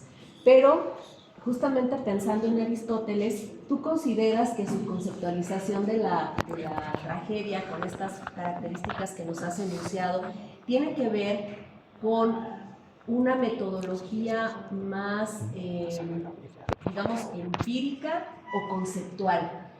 Cuando algo se define o se intenta definir, ¿es porque lo hemos observado en la realidad o porque nos hemos devanado los sesos tratando de dilucidar cómo son las cosas? Y nos hemos pirado y viajado con estas ideas justamente, ¿no? Es decir, para decir la tragedia tiene estas características que además permean cualquier narrativa hasta nuestros días de forma muy contemporánea, ha sido porque, he observado que la vida tiene ciclos, porque la vida es movimiento, porque la vida no es estática, porque no podemos estar todo el tiempo en este estado de agitación, porque todo lo que sube tiene que bajar, ese tipo de cosas que hasta por la ley de gravedad se observan, o si es más bien pensar y dilucidar en términos de lo ideal, del deber ser, de la aspiración a ciertos valores humanos, la condición humana, y a lo mejor también como una aspiración, ¿no? Después de sufrir a lo mejor esta transformación, esta purificación, pues finalmente la redención humana tiene que hacerse presente. ¿Por qué? Porque un ideal quizá universal ha sido históricamente, tenemos que convertirnos en mejores seres humanos y darle un sentido a las vicisitudes que nos ocurren, ¿no? Y ahí está el viaje del héroe y un montón de estructuras narrativas que provienen como de estas primeras ideas. Totalmente, sobre todo de Aristóteles. Ajá, pero bueno, más bien te quería preguntar, ¿tú consideras que estas primeras ideas que son arrobadoras o que son vertiginosas de repente, provinieron de la observación, o sea, de este elemento empírico que te menciono, o más bien es nuestra capacidad de conceptualizar y de querernos emparentar con un ideal, con una idea, o es un poco de las dos Creo cosas? que, así como planteas la pregunta, Vivi, la estás planteando en esta dialéctica de Platón y de Aristóteles. Creo que si te refieres a lo empírico, te referirás más al enfoque aristotélico, mientras que a este enfoque ideal de deber ser y de que está ya el ser antes que la acción o algo por el estilo, sería más Platón. A ver, explico. Sabemos que Aristóteles, a diferencia de Platón, pues ya no anda en el mundo de las ideas, sino en el mundo de la physis, ¿no? De la naturaleza, de la sustancia. Y esto tiene que ver también con pues este afán de Aristóteles de acercarse más a lo que ahora pues llamamos ciencia, ¿no? Una comprobación empírica, factual, y no pues nada más por decir, pues es Dios o son las ideas eternas, ¿no? Como decía Platón, que pues se queda en una metafísica que lo caracteriza siempre. Entonces creo que, bueno, aquí parafraseando a mi mentor, a mi maestro Luciano Nanni, la buena filosofía siempre ha pretendido ser ciencia desde sus orígenes, porque pretende ir más allá de lo evidente para explicar las causas profundas de algo, ¿no? Pero esa explicación pues, puede ser metafísica, decir, pues yo te explico esto y suena coherente, pero pues no hay manera de comprobarlo, a menos pues que no vaya uno al hiperuranio, ¿no? Mientras que acá, no digo que ya lo haga propiamente del todo Aristóteles, pero son las bases, ya más bien se trata justo de comprobar y de dar pruebas pues, de que la explicación es convincente para el fenómeno que se ocupa. Entonces, creo que esta necesidad de indagar y de dar sentido a las cosas del mundo y a nosotros mismos se puede ver, así como lo planteaste, en estas dos ópticas. Y ciertamente yo como Nanni defiendo que es posible derivar una moral de la ciencia, y es precisamente aquella que creo que nos salvaría, como él dice. Pero tantas morales se pueden derivar de tantas ideas metafísicas distintas y, pues bueno, para bien y para mal, pues siempre ha habido buenos y malos resultados, ¿no? Pero respecto a la trascendencia humana, sí creo que precisamente esta explicación, porque me regreso al principio de tu pregunta, me decías, ¿cómo es que Aristóteles saca pues estas cosas ya más, digamos, abstractas, ¿no? Si con la observación, pues sí, de hecho se puso a ver tragedias, ¿no? Y a partir de los principales exponentes de su tiempo, empieza a abstraer de lo que ve constantes y conceptos que ya luego lo organiza, jerarquiza y valora de cierta manera. Porque nunca hay que olvidar que es la receta de Aristóteles para una buena tragedia. Pero ya la mitificación, que es de hecho algo pues también bastante cotidiano, no diría que propiamente humano necesariamente, pero sí muy cotidiano de todos nosotros, de los seres humanos, es precisamente absolutizar, mitificar, metafisizar justo las realidades que nos rodean, incluidos nosotros mismos.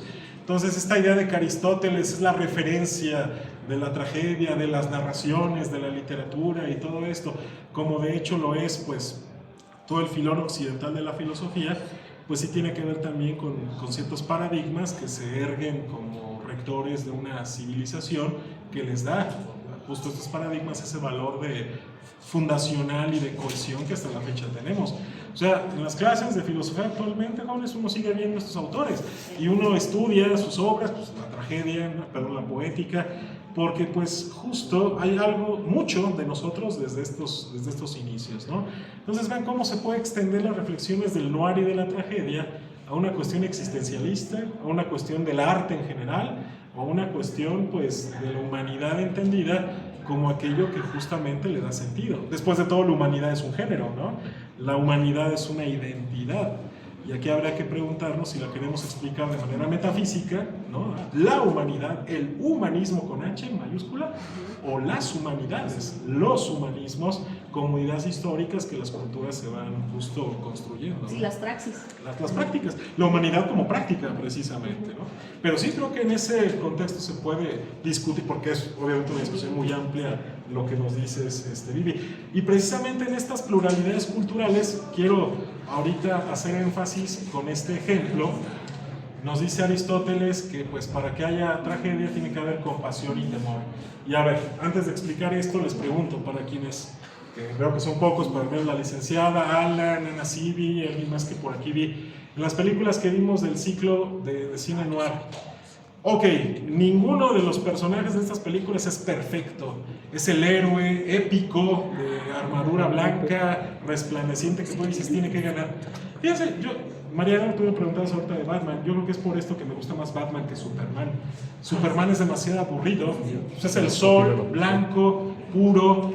Pues sí, que gane, ¿no? Perfecto, pero no es como yo. O sea, yo soy un tipo imperfecto, Mariano, ¿no?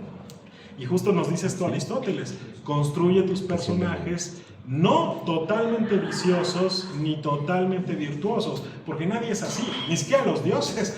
Ya ven, los dioses griegos pues son hasta peores que los seres humanos, ¿no? Entonces, mejor crea tu trama y tus personajes no necesariamente tienen que ser verdaderos, tienen que ser verosímiles, o sea, que permitan esa identificación con el espectador. Entonces yo les pregunto, con estas premisas, pensando en el universo de personajes que vimos en las 3 películas del ciclo, ¿hay alguno que queremos que triunfe, que gane, que le vaya bien al final? ¿O no? Por ejemplo, yo en Distinto Amanecer me dio mucho coraje porque, caray, hombre, yo quería que esta mujer, por muy imperfecta, después todo es una asesina, aun cuando lo hizo en defensa propia, ¿no? Tiene sus detalles, digamos, como persona. Pero yo sí quería, pues, que fuera feliz al lado de, pues, incipiente político, amigo de su juventud, con el que tenía un old flame, ¿no? Que se reactiva cuando se reencuentran.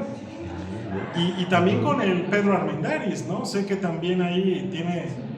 A ver, eso me inquieta mucho al principio de la película, cuando pues vemos que hay todavía algunas brasas ardiendo en el amor pasado, y uno dice, caray, ok, pero pues está tu amigo, ¿no? El Ignacio, que también era parte de la banda juvenil original.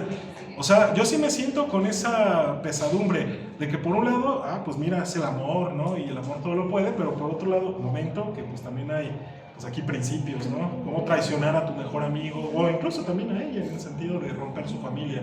Entonces ya uno está aquí, ahora sí que lidiando con estas problemáticas, y aparte pues hay que obtener unos documentos y escapar de unos mafiosos y no dejar que te maten. Pero yo creo que en el fondo la principal aprehensión que precisamente suscita esta conmiseración y este temor no es tanto la acción como tal, sino la moral detrás de esa acción, que va en relación con la propia ideología, que es a lo que quiero llegar con estos 2 ejemplos. Nos dice Aristóteles que pues uno tiene que ser empático pues con algo de lo que vemos en la película o en la historia, o sea, con el personaje pues que queramos que pues le vaya bien. Después de todo nos identificamos con algo de él, aunque esté haciendo cosas no del todo correctas. Pero esa empatía la podemos ver en estas 2 obras. Por un lado tenemos esta obra de Goya de 1814, Los fusilamientos del 3 de mayo, que nos recuerdan pues la invasión de las tropas napoleónicas a España y la masacre de tantos inocentes en este acto de invasión. Y por otro lado tenemos otro fusilamiento acá, el fusilamiento de Maximiliano, una de sus versiones, de Edouard Manet, uno de los artistas llamado realismo e impresionismo, ¿no? Y vemos pues que es de 1867, 50 años después de la de Goya. Evidentemente hay una inspiración, una influencia, pero pues alguien podrá decir que una es trágica y la otra no. ¿Por qué? Bueno, porque la tragedia tiene un sentido de inmerecimiento. Por eso es que nos sentimos empáticos con el protagonista. Aunque sea malo, imperfecto, ha hecho cosas, vemos que lo que persigue, o lo que le hicieron, o lo que caracteriza su situación, algo, pues precisamente de acuerdo a mi ideología, logro rescatar de él, algo con lo que me identifico. Y por lo tanto, pues me pesa que le vaya mal o que termine mal. Y es ahí donde está ese peso de lo inmerecido. Pero es un inmerecimiento no universal ni fijo, sino relacional a la ideología, a la cultura, a la política, etcétera, todos los elementos que están detrás justo pues de una interpretación. Pues, ¿cuál sería trágico y cuál no, jóvenes? ¿La muerte de estos inocentes españoles a manos de las tropas napoleónicas, o la muerte del emperador Maximiliano, que fue traído a México pues para gobernar el país? Pues depende de a quién y cuándo le preguntes, ¿no? Porque, de hecho, este es un ejemplo que estoy retomando de un autor que se llama Adolfo Sánchez Vázquez, un importante filósofo mexicano, que de hecho fue inmigrante después de la Guerra Civil Española. Llegó aquí, de hecho dio clase aquí en Morelia, en Michoacán, y es parte, bueno, conectado con este Ateneo de la Juventud, esta escuela de intelectuales que se pues, crean aquí en México como paradigma en los 30, 40, ¿no? Es un importante intelectual mexicano. Y él dice, no, porque sí podemos ver que Maximiliano, que fue un usurpador, que causó tanto desasosiego entre los mexicanos al invadir un país que no era el suyo, bla, bla, bla. Y pues sí, yo pues así también, yo cuando vi a Maximiliano también me dijeron eso en la escuela, pero ahora escucho que hay gente que está a favor de Maximiliano, de Porfirio Díaz, de Iturbide. Sabemos que Morelia pues es la ciudad natal de Iturbide, y a veces veo en Facebook cómo dicen, sacan la foto de su casa natal y se avientan toda una apología, ¿no? De que por qué hubiera sido mejor que hubiera quedado Iturbide. O sea, yo aquí no les vengo a decir si es trágico o no, o deberían considerar trágico o no la muerte de Maximiliano. Lo que estoy diciendo es que la tragedia va en relación con la ideología de la cultura y de aquello con lo que nos permite empatizar o no en una historia, en una narración. Entonces, si son conservadores, pues esto es una tragedia. Si no, pues es una épica, ¿no? Ah, mataron al malo de la película. Y acá, pues, aquí sí fatigo con encontrar a alguien que lo considere algo épico y no trágico, ¿no? Porque, bueno, no ha cambiado tanto la ideología desde entonces, pues es un asesinato realmente. Pero bueno, ahora vemos, se habla mucho de la tragedia de Gaza actualmente, ¿no? Creo que es un ejemplo. O la tragedia de la pipa de Iztapalapa que pasó hace 3 semanas. ¿Por qué es una tragedia y no es simplemente algo triste? Por este concepto de inmerecimiento, jóvenes, en varios niveles y en varios matices semánticos. A ver, este es un ejemplo que siempre pongo, medio imperfectón, pero a ver si me doy a entender.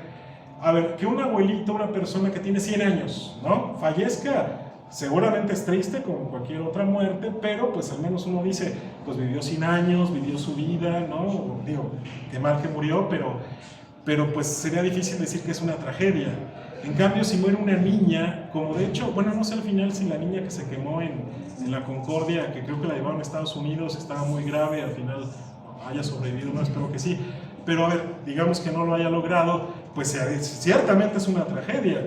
¿Por qué? Bueno, pues porque es una pequeña que tendría toda la vida por delante, que no vivió, etc. Y ciertamente en ambos casos las cosas son muy tristes, pero alguien diría que es trágico lo de la niña y simplemente, pues no trágico lo del abuelito. Y otra vez, siempre con el visor de la ideología en cuestión. ¿Qué tal si era un abuelito, pues, especial por alguna razón? Claro, de alguna manera muy significativo para muchas personas, uno no sabe, ¿no? Pero ciertamente en términos generales aquí estaría la diferencia. Entonces, es una tragedia lo de la pipa porque es inmerecida, porque le pasó a mucha gente, porque fue enorme, porque era extraordinaria y nos suscita piedad y temor. En cambio, lo mismo podemos decir de Gaza, ver, caray, estas imágenes de niños muriéndose de hambre y tantos civiles muertos hasta ahora, ¿no? Pero ven ahora, y insisto, no quiero aquí dar ningún tipo de línea editorial mía, ya ven toda la discusión que se creó con el asesinato de Charlie Kirk en Estados Unidos. Insisto, es un asesinato, es algo obviamente deleznable, pero no fue una condena unánime lo que se vivió allá. De hecho, ya vieron también luego la bronca con Jimmy Kimmel y que lo suspendieron y bla, bla, bla, ¿no? Pues depende otra vez de la ideología con la que se interprete la cuestión. Pero pues sí hay ciertas cosas en las que uno podría decir, hay una cierta universalidad, sin decirlo, porque si no caería yo en un plano metafísico, pero ciertamente los valores culturales que desde siglos, milenios, tenemos detrás, pues nos permiten encontrar estas afinidades que para muchas personas es lo que constituye esta llamada humanidad con H mayúscula, que yo entiendo que tenga que ver con procesos de aculturación y tradición, pero que no debemos olvidar que siempre tienen un sustrato ideológico e histórico detrás, nada más, sin pretender ser aleccionador al respecto. Bueno, ok, estos son ejemplos generales. Quiero cerrar rápidamente marcando algunos rasgos de la poética de Aristóteles. Ya hemos dicho esto, que es una imitación de una acción completa, que posee una medida definida. Yo comentaba en la de Distinto Amanecer, la última película, que me gustaba, bueno, por muchas razones más que las otras, Julio Bracho, pero entre otras porque tenía unidad aristotélica y sobre todo la temporalidad está circunscrita a una noche. Ya ven que comienza todo con esta persecución a Pedro Armendáriz y termina todo al día siguiente, en la mañana, en el amanecer. Decía Aristóteles que también la tragedia tenía que durar un día, ¿no? En su desarrollo. Es imitación de acción, lo más importante es la trama, la fábula, como él la llama, los personajes son secundarios. Y tiene razón, porque ahí tienen por ejemplo John Wick otra vez, ¿no? Yo sé que muchos la llamarán película de acción, pero para mí también tendría gran toque de tragedia. La verdad es que aquí lo que importa son más bien como que los arquetipos como personajes que hay detrás. Si hubiera sido John Wick o Valerina, Ana de Armas como ahora, o algún otro, pues seguiría siendo la misma lógica de la trama, ¿no? Por eso dice que son secundarios los personajes. Eso no quiere decir que no tenga que poner una atención en ellos y cómo se construye y en las actuaciones magníficas que pueden rodarse en ello. No puede haber tragedia sin acción, esa es de fondo aquí la premisa. La acción es lo más importante. Los efectos emotivos principales de la tragedia dependen de la trama. Y bueno, pues hay otros elementos como los personajes, el pensamiento y expresión lingüística, el uso de las palabras, decíamos, y las especias, ¿no? Que serán la música y el espectáculo. Bueno, pues debe tener principio, medio y fin, otro signo de unidad aristotélica. Cada parte debe tener su duración adecuada. Si ustedes van a una película, jóvenes, al cine, bueno, que generalmente dura 1h30, ¿no? Hagan la cuenta porque en los primeros 20 minutos se les presenta generalmente el primer acto del esquema aristotélico, el planteamiento del problema y la presentación de los personajes. Si no los capturó la película en esos 20 minutos, mejor salirse y no perder la otra hora, porque pues no va a mejorar la cosa después de eso, ¿no? Luego, cada parte debe tener su duración adecuada, y esto me hace pensar en algunos casos donde no se cumple, por ejemplo en una telenovela. Me acuerdo, yo veía con mi familia Carrusel, o María Mercedes, ¿no? Y me acuerdo que la estructura era, ok, te plantean el problema, se hace una especie como de rombo gigante ahí de cosas ahí, como en nudo, que se van entrelazando, y un desenlace totalmente insignificante, a veces hasta incoherente, que nos hace pensar en un Deus ex machina, que es algo también con lo cual nos advierte Aristóteles. ¿Qué es un Deus ex machina? Meter una solución ahí rara, random, para salir al paso como parte del guionista, ¿no? Y que está llena la literatura clásica de Deus ex machina. Si uno lee la Ilíada y la Odisea, cada rato baja un dios y arregla la cosa, le da los medios para que maten a Polifemo, a Ulises, o una poción de invisibilidad para que no lo vea no sé quién, o se hace pasar por otro, y uno dice, ok, o sea, está bien, pero pues ¿de dónde y por qué, no? Salió esta situación. Tiene que ser orgánico, digamos, el relato, o sea, dentro de sí mismo ser autojustificable. Piensen en las películas noir que también hacen esto, porque generalmente tienen un twist al final, y a veces ese twist se vuelve a veces bastante inverosímil, ¿no? Ah, que había perdido la memoria y ya luego la recuperó y supo que era el verdadero asesino. Ah, ok, suena a veces, o sea, cuando está bien hecho queda perfecto, te deja wow, pero a veces no y te deja, ok, entonces sí, él era el malo, ok. No debe comenzar ni terminar en un punto al azar, tiene que tener principio, medio y desenlace. Como de hecho se nos enseña académicamente en otros aspectos que vienen desde Aristóteles, ¿no? Vean cómo la estructura para hacer una tesis o un trabajo de investigación, un ensayo, es también esta, ¿no? O sea, no solamente la redacción de un trabajo literario, sino la argumentación de cualquier idea. Bueno, pues hablé de esta introducción, nudo y desenlace, creo que esto desde la primaria, secundaria lo sabemos todos, ¿no?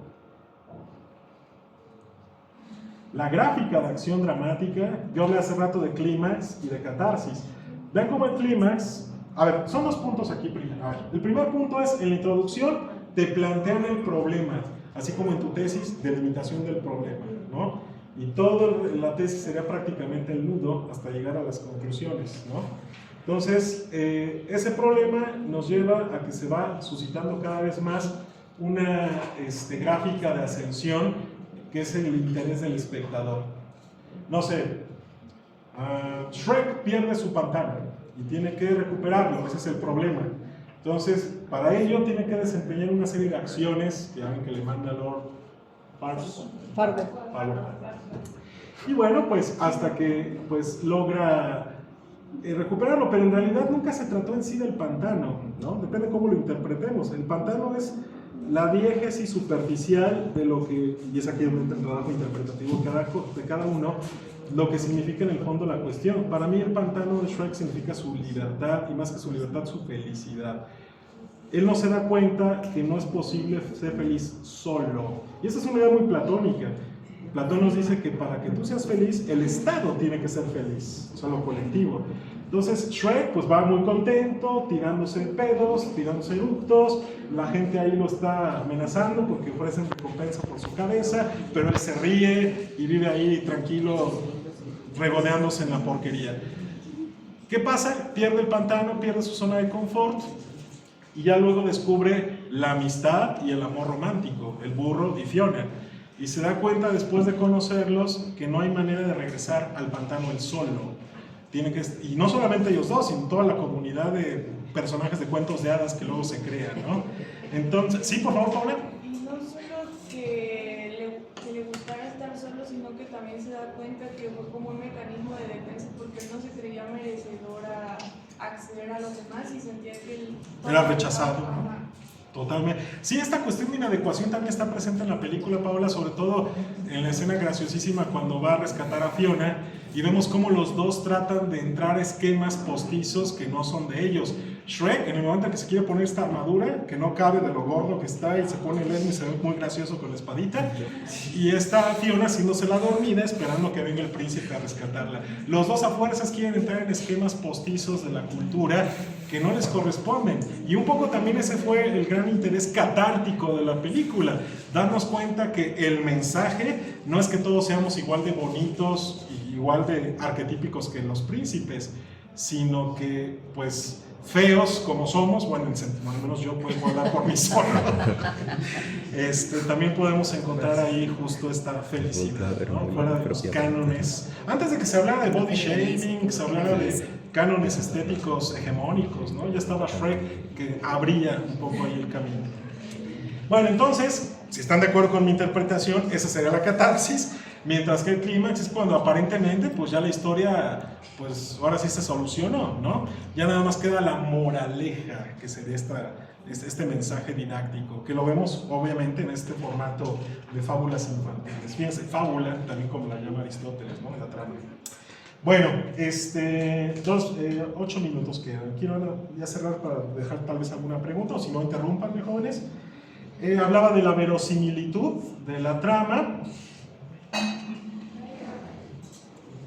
de la piedad y de la conmiseración, no, es lo mismo, del terror, piedad y terror, Fobos y Helios, ¿no? Que está precisamente aquí. Hablé también de justo Vivian Leigh, obviamente lo de la unidad. También esa es otra palabra interesante que pues pueden ya profundizar por su cuenta, peripecia.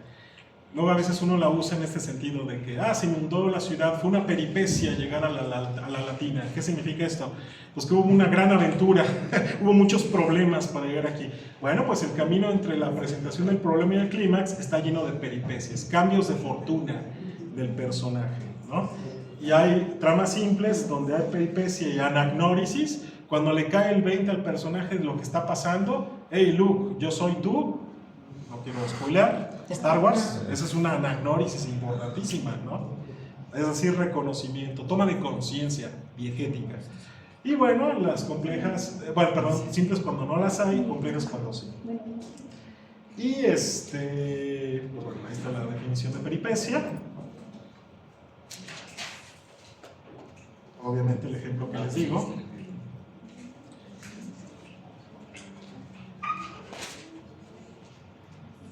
Y bueno, pues se puede reconocer o tomar conciencia de esto mediante indicios. Esto es muy de las películas de detectives, noir, ¿no?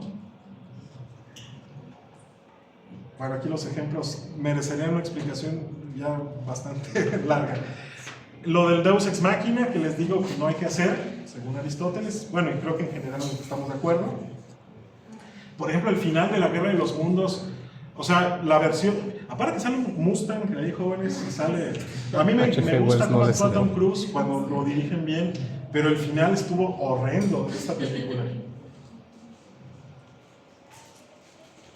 A veces uno se acuerda y le cae el 20, como aquí. A ver, ¿qué película es esta, Juan? Es la de Ciudadano Kane, ¿no? Ciudadano Kane. Y no digo más para que porque si saben cuál es el objeto que detona este recuerdo, les arruinamos la película. Razonamiento lógico, bueno, es Steve Burton, es decir, por lógica, derivado de los hechos. Bueno, hay muchas formas.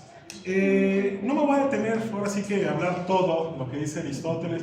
De hecho es un libro bastante accesible, joven, no está tan largo, lo pueden leer. Y obviamente pues sé que casi todos los que están aquí son estudiantes míos, así que lo podemos seguir comentando ya con calma. Quisiera dejar estos últimos minutos para que la licenciada pues tenga también la ocasión de cerrar o ver si hay alguna otra pregunta, comentario, porque me dijeron que de 9 a 11, no quiero ahora sí que tampoco salir de ahí. Y pues bueno, yo aquí me detendría agradeciéndoles la paciencia y pues nada, ver si hay alguna otra pregunta, intervención, y si no pues doy la palabra aquí a la licenciada. Chicos, ¿alguna pregunta? ¿Algún comentario que gusten hacerle a nuestro ponente? Entonces le pediría a la maestra Jocelyn y a la maestra Liliana junto con Leti también para hacer lectura y entrega de la constancia a nuestro ponente y de un pequeño obsequio por parte de biblioteca. Muchas gracias, Mayu. Chicos, muchas gracias por su paciencia. Esperamos que hayan disfrutado mucho de la actividad. Le agradecemos mucho a la licenciatura en Ciencias de la Comunicación por la apertura y la colaboración con el equipo de biblioteca. A Maggie, que de ella es la idea intelectual del ciclo de conferencias de cine que hicimos en esta ocasión. Y pues que si les gustó, nos ayuden con sus comentarios, su retroalimentación para que podamos mejorar. Esperamos hacer de este ciclo de cine algo recurrente, es decir, que vuelva a suceder el próximo año. Entonces, a mí me gustaría a grandes rasgos saber si les gustó o no, rápidamente, ¿qué nos pueden decir? Sí. A mí me gustó mucho, pero creo que me hubiera gustado que hubiera un poquito más de difusión porque, por ejemplo, yo soy de arquitectura. Ajá. Y pues sí le comenté a varios amigos, pero como que decían, o sea, bueno, y vivimos en una ciudad donde tenemos el Festival de Cine, ¿no? Creo que sí sería importante eso, como que hubiera más conocimiento de lo que abordan y, por ejemplo, esta conferencia me pareció súper importante y enriquecedora y también como el cine debate es algo que me parece muy importante pues como alumnos y personas en general. Te agradezco mucho y me da mucho gusto saber que de otra licenciatura hubo alguien más interesado. Muy bien. ¿Alguien más que quiera comentar? Ok, bueno, lo que nos puedan retroalimentar lo vamos a agradecer y pues al maestro Hugo Leiva, que gracias Hugo por el tiempo, por el compromiso, por compartir tus conocimientos con estos jóvenes que espero yo que los valoren. Un día se van a acordar mucho de su maestro y aunque quizás les rompa la cabeza ahorita, créanme que lo van a agradecer. Muchas gracias. Y bueno, a nombre de la universidad le vamos a entregar un reconocimiento. La Universidad Latina de América, a través de Biblioteca y la licenciatura en Ciencias de la Comunicación, otorga la presente constancia a Hugo Leiva Sánchez por su valiosa participación como ponente con la conferencia de clausura Noir y Tragedia del ciclo de cine Sombras y Espejos, el cine noir en México, Morelia, Michoacán, a 2 de octubre del 2025. Y un pequeño detalle también de biblioteca. Le damos un aplauso a su maestra.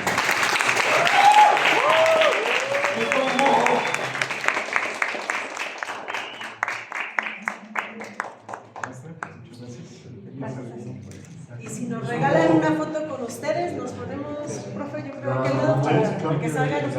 ¿No se quieren pasar? Juan, ¿cómo le pongo pausa? Aquí, sí, aquí nos acomodamos. Sentados. Sí.